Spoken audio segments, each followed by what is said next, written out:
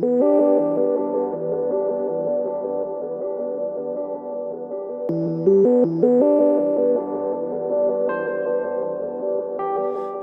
this is Joseph Carlson, and this is episode 103 of Gaming with Grief, and I'm calling this episode, It's a Day.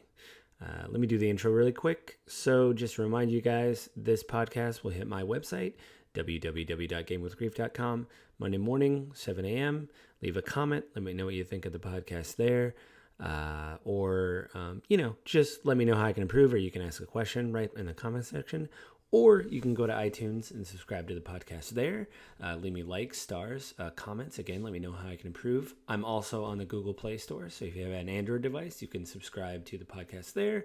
I don't know how rating works there, but basically just do what you would normally do there. Rate, subscribe, like that kind of stuff to the podcast. You can also drop me an email at gwgpodfellows@gmail.com. So, just again, you can have me read something over the podcast if you want, or just leave me a suggestion on how to fix the show or make it better. And I'm on Twitter at JustLittleJoe. So, I'm calling this episode Just a Day, or It's a Day, because it's Mother's Day today when we're recording, and I wanted to be ahead in the recording, but I've had a busy week at work. And on brighter news, I've finished a massive leg of the D&D campaign I was planning with the players. We had a few setbacks for the finale, but it is over. It seems like generally people were happy with it. Now another player in the group will DM something for a period of time. And basically I get to actually role play and play as a character, which is something I haven't done in a long time, for an extended period of time. I've done like drop in, drop out stuff, but I really get to embody a character and stuff. That'll be really fun. So that's on the pleasant side. The bad news is that this is going to be a really rough podcast for some people. It is Mother's Day today when we're recording this. I've been pretty honest before. My wife and I have lost, she's had 2 miscarriages. And our son died in the hospital. And so we're going to talk about that today. But before she comes on the podcast, I want to give you some stats. I said, before that I was going to do this episode and it was going to be kind of rough.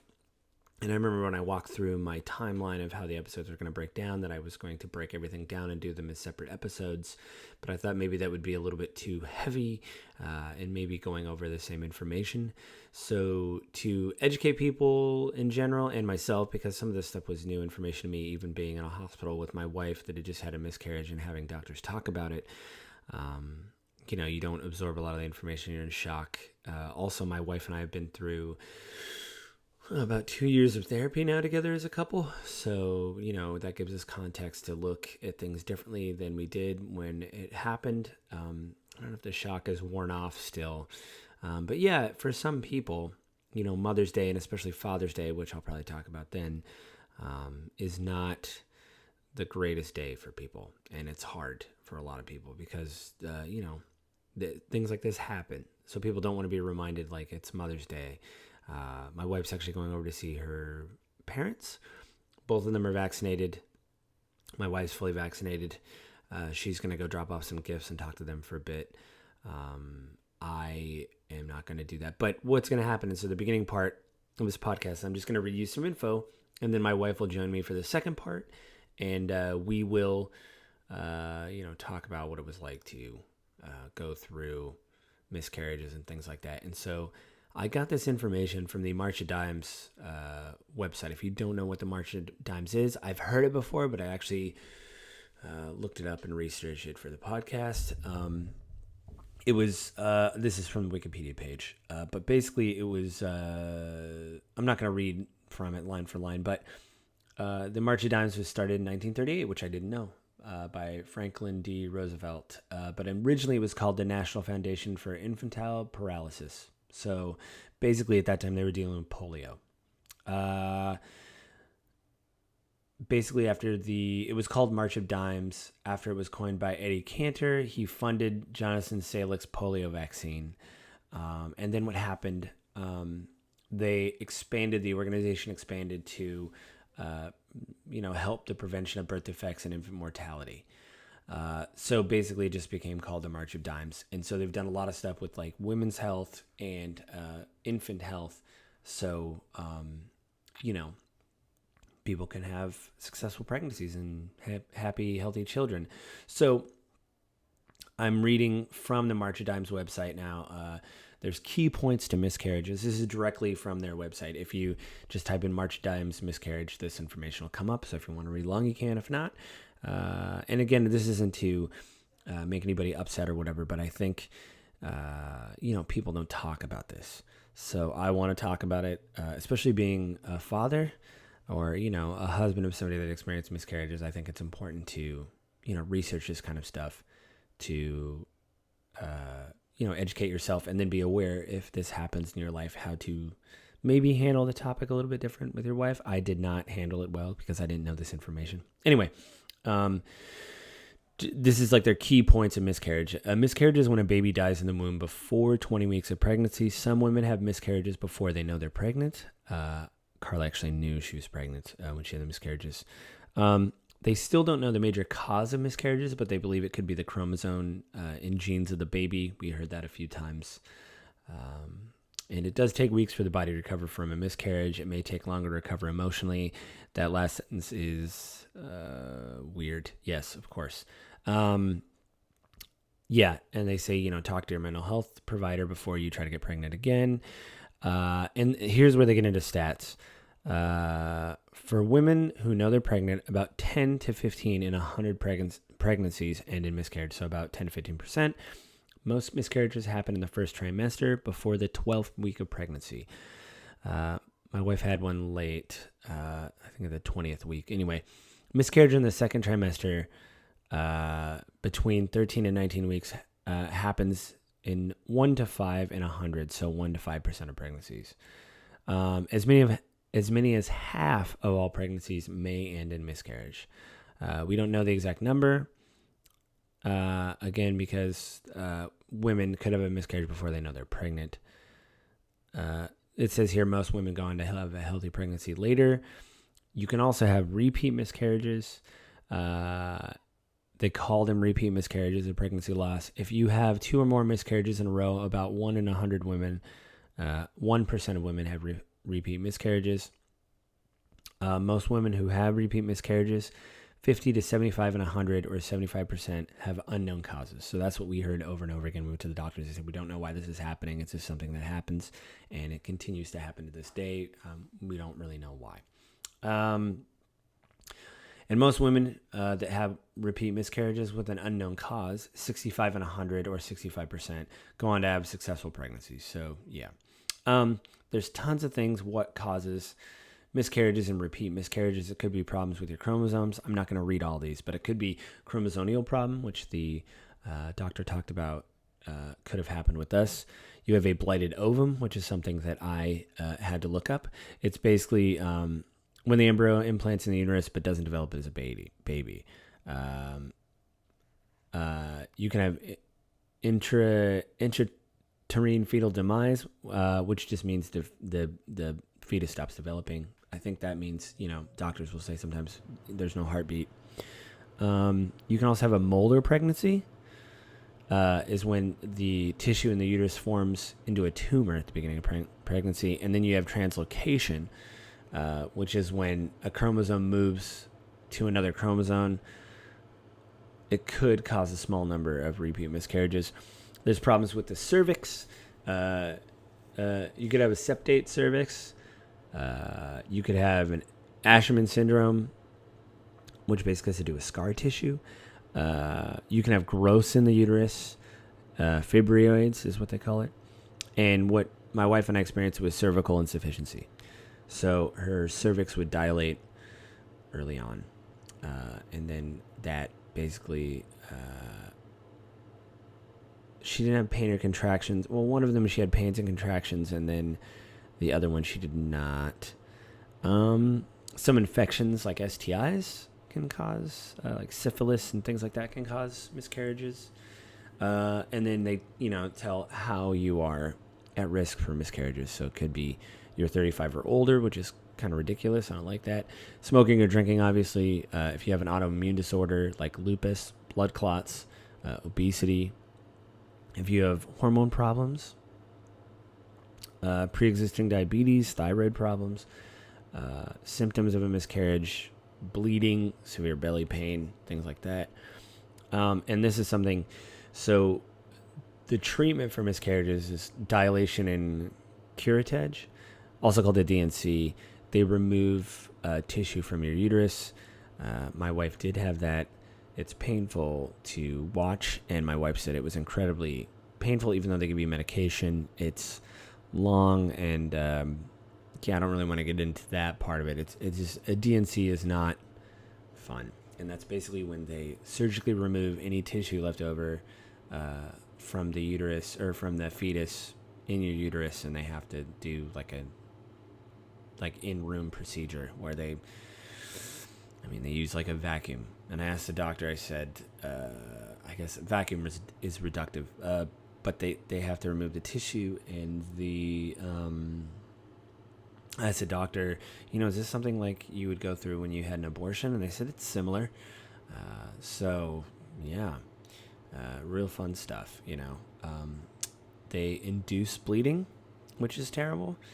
And, you have to sit there and wait for the medication to start. So you have to wait to start bleeding, which is just a weird thing for someone to tell a doctor. How long does it take to recover from miscarriage? It could take anywhere from 1 to 2 months. And they said most women get their periods back within 4 to 6 weeks after the miscarriage.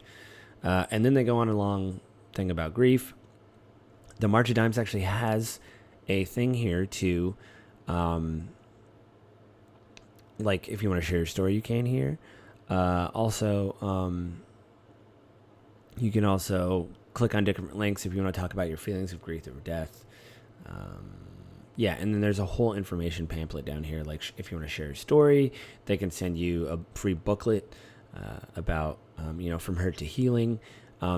If you want to research this or maybe get a, because they do have links for health professionals and stuff like that.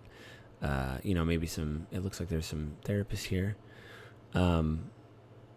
Go there and to get help, because I always talk about therapy and stuff in this. So, do that. And I think that is pretty much all for the intro. Again, it's a little bleak. And it's Mother's Day, and I asked my wife like 3 times if she wanted to do this and talk about it, and she said yes. So she will be on the podcast after this break, and we'll talk about, our kids, because we're thinking about them today because it's Mother's Day. So I'll be right back.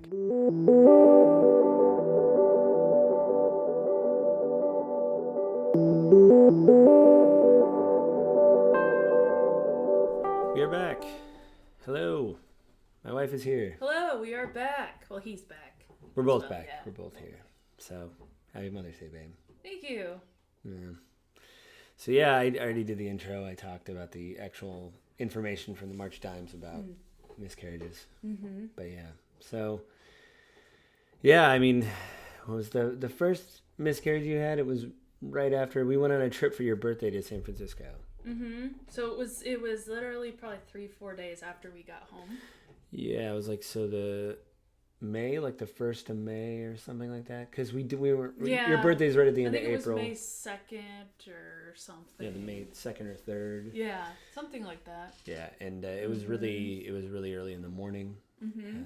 And then we had to go to the hospital. It was like 2 a.m. Mm-hmm. It was a very long process.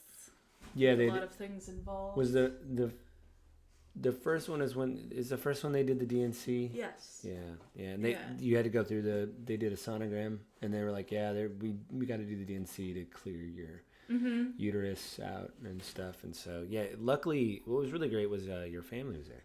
Mm-hmm. Your sister, your brother-in-law, your youngest sister, your middle sister, which is really, it's nice. That was nice to have them around as well. You were, strangely enough, being on drugs through something as horrible as that will make you feel really good, though, because you were like winking at me and everything, even through how terrible. They put me on a lot of drugs. Totally makes sense. I will say. So I was very calm. It's for some reason when that stuff happens, like I shut down the anxious part of my brain, which is really weird. maybe. Maybe it's I not don't that know. weird. Maybe it's something your body had to do to be like, we got to get through this. You know. Yeah. Yeah. Yeah. I'm trying to think of what else. So like, yeah. Oh, what I was kind of blown away that first time was all the nurses coming up to you saying, "Oh, this happened to my aunt. Uh-huh. This It happened to my happens. sister." Mm-hmm. I read the stats, but like you said before we started recording, you're like, I don't know why people don't talk about it more. Mm-hmm. And I think some of that is just like you've said in therapy and stuff before that, like, it's just kind of a shameful thing of. Well, it's not.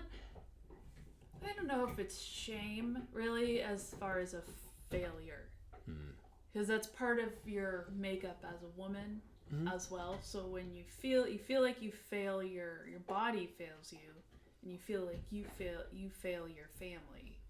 That you know what I mean, or your child that you wanted to have, you feel like you failed your child because your body wouldn't let you. Right.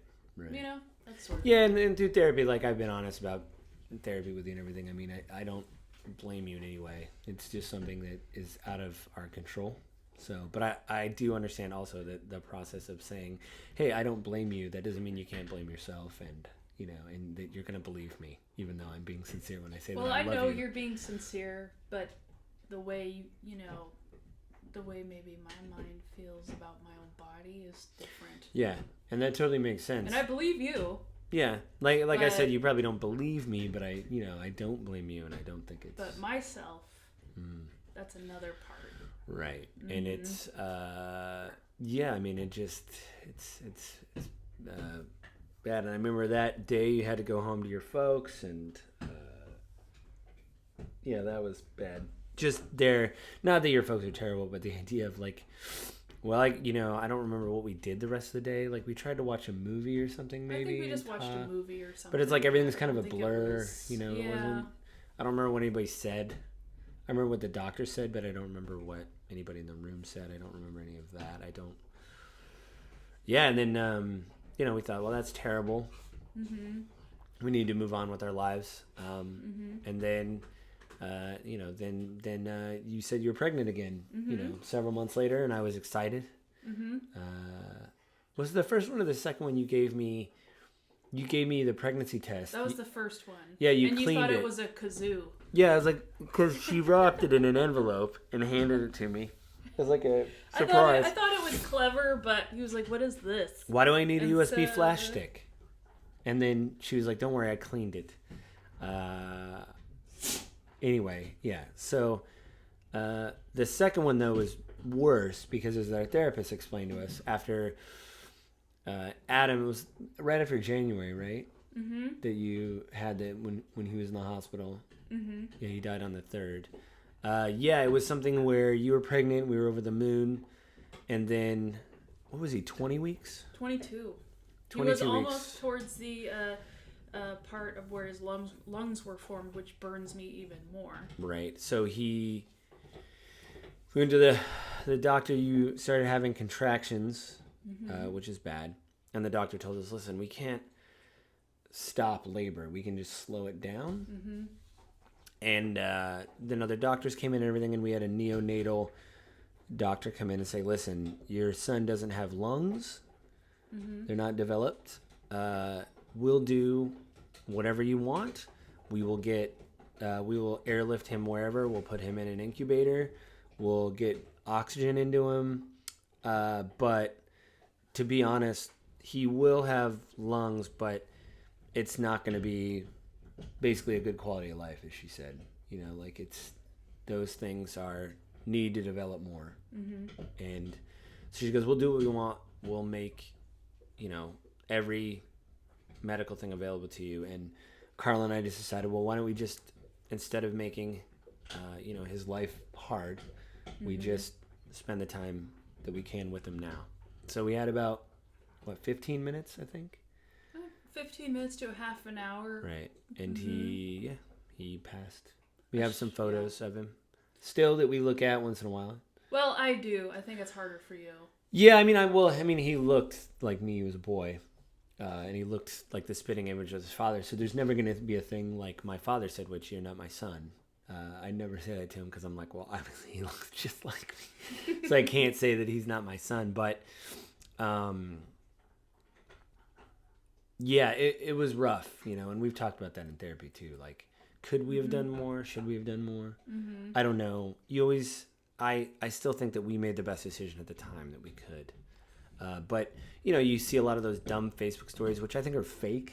Yeah, where they're like, hey, we had something like this happen, and then we made it through. Yeah, it was 20 weeks, and our kid made it through, and what a crazy coincidence, everybody. I had to stop looking at that stuff when it came up. Yeah, and to me, it seems disingenuous that someone is lying or not right. And again, we've gone through therapy. It's like, well, what would have been the outcome, Like, our kid would have been, wouldn't have had lungs and... Would have been in the hospital for who knows how long. Yeah, how many years, and then would they have died later? I mean, the prenatal person was pragmatic, but, like, hey, this isn't a good outcome, even if we do all this stuff to this, your kid, it's not going to work out. So, I mean, even to this day, we think about it and talk about it a lot about, did we do the right thing or whatever. But, I mean, we got to spend time with him, I guess. That was nice. I got to feel him in my belly. Yeah, he kicked a little bit. He did. He did. The nurse said he was a mover. Yeah, he did move a lot. We did one ultrasound with him, and he was like spread eagle, which was weird. We were like, "What are you showing off? What's going on?" Yeah, buddy? I think so. Yeah, it's crazy.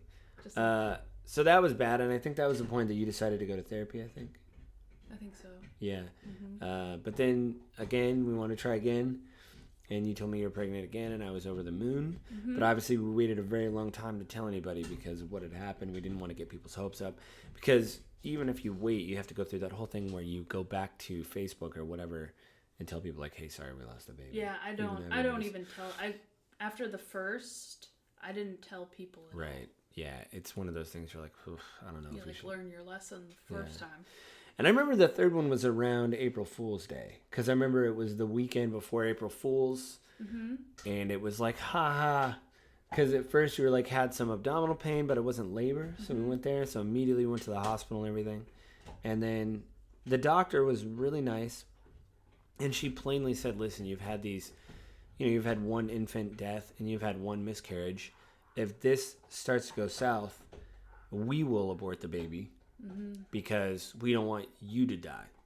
So, I mean, however you're listening to this and whatever your religious preference is, it's like, okay, so you get to pick now, one life or two lives. Like, what's worth it, And so I think all those people out there that are religious that talk about how evil abortion is and things like that, and I get it. Some of it I get, life is precious, especially now that we've gone through. Life is precious, but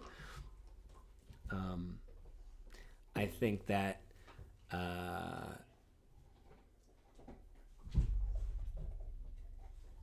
you have to...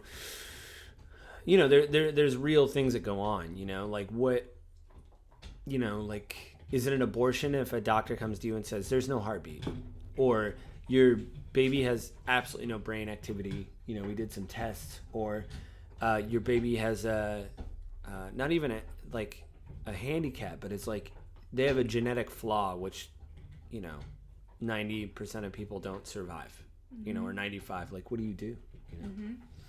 So, yeah, I mean, it's one of those things. Mother's Day isn't the best day. No, today. It's kind of somber, and I really hate. You hear these people that have miscarriages, which is terrible, and then you hear about them having a child right after, and you're like, oh, okay, and you get kind of jaded by that. You're like, oh, that must, you sort of got a happier outcome, as opposed to somebody who physically cannot. Right. Yeah, I mean, and that's the crappy part. Yeah, it's like people rub it in. And I know there's a lot of procedures Well,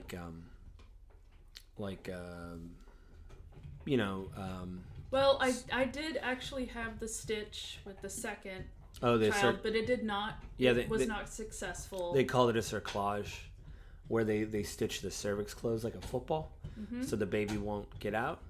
And my joke was when that happened with the third kid, as I said, he already screwed up and he's grounded because we found out it was a boy. And I was like, he screwed up big time and he can't leave his room until 9 months comes. And that still didn't work.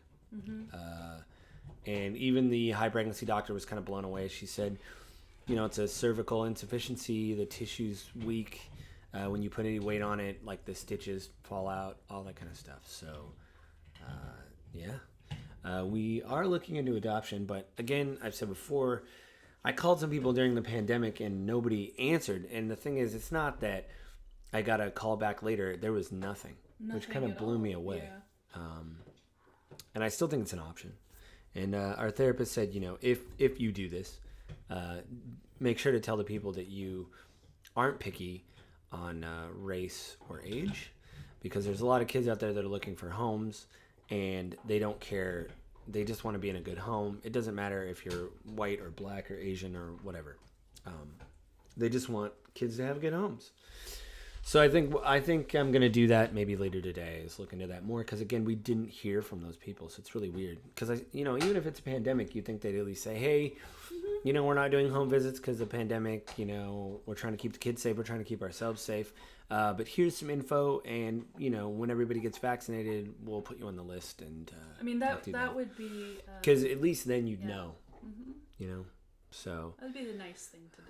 Yeah, the heads up that, like, hey, this isn't really, where is everybody? That's what I want to know.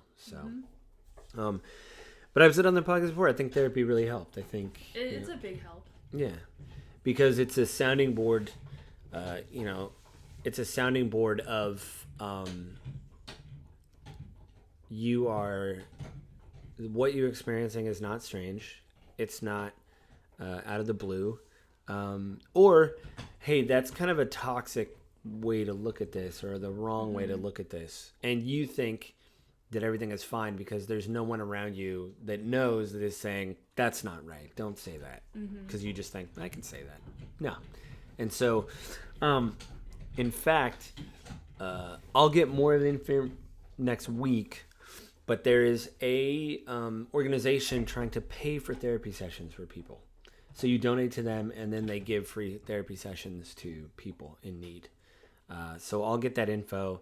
I'll probably drop it actually at the end of this episode. So I'll do a little break, and then I'll come back, because I actually wanted to promote it. I thought it was a cool idea. You can buy a shirt, and the shirt is expensive, but obviously it covers the cost of the whatever. Or you can just donate to the organization.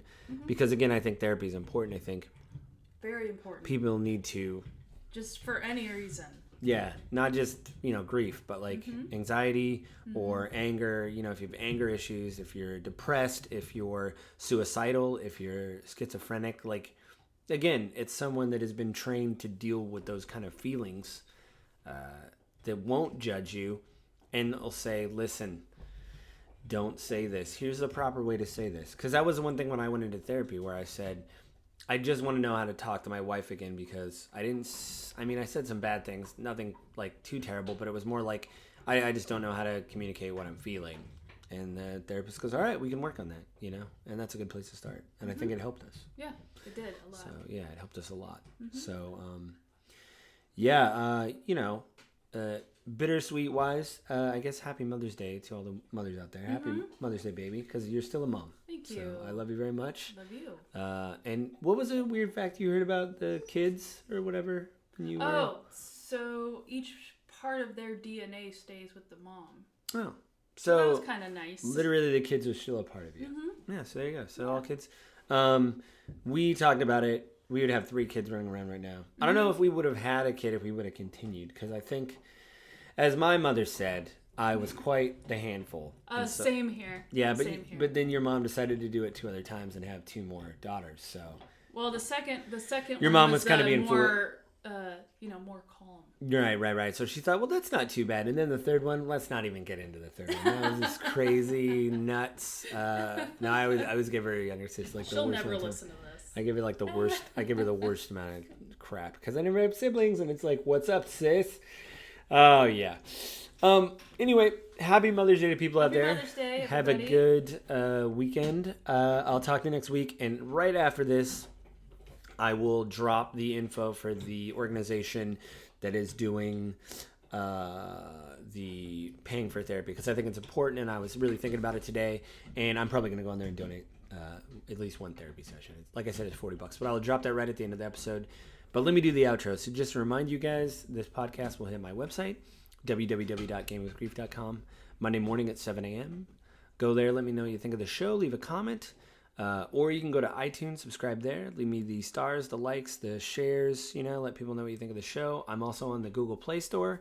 Same thing there. Again, I'm not in the Google ecosystem, so give me the likes that you would there. Subscribe to the show, let me know what you think. You can also drop me an email at gwgpodfellows@gmail.com. Go there. If you have a question, I'll read it on the air. If you just want to say what's up, say what's up. If you have something sensitive and you want me to read it but don't want me to read it over the air, let me know about that too. And I'm on Twitter at JustLittleJoe. So go there. I'll try to get better about promoting the episodes there. But yeah, anything else to add? No, just enjoy your Mother's Day regardless of what type of, what kind of mom, dog mom, Mm-hmm. And if you're in a situation like we are, then, have a good Mother's Day. Try to, go to the spa. Or go to a movie or something. I know there's a pandemic, but there's limited outdoor dining. Go somewhere and splurge. Yeah, treat yourself. Get that bottle of wine, girl. If it's 10 a.m., if you have a ride home and you can be responsible, have that glass of wine at 10 a.m. and then, or maybe you're just sitting there going, you know what? I'm gonna add some Irish cream to this coffee. There you go. You do it. You do it, and just enjoy the day. Enjoy the day. Screw the haters, as the people say. Anyway. With that, guys, I will talk to you later next week. Bye. All right, I'm back. So just to remind you guys, or at least keep you in the know, the organization is called yourrad.org. It's youarerad.org. You can basically sign up and try to find, they provide free mental health help therapy for people. You can contact them. You can also support them. I think the month of May is, breaking, the stigma of mental health.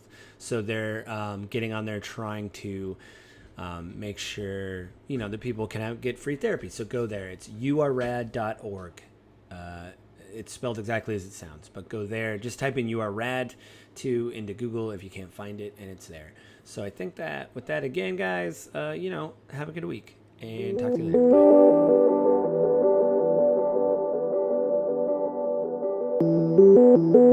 Bye.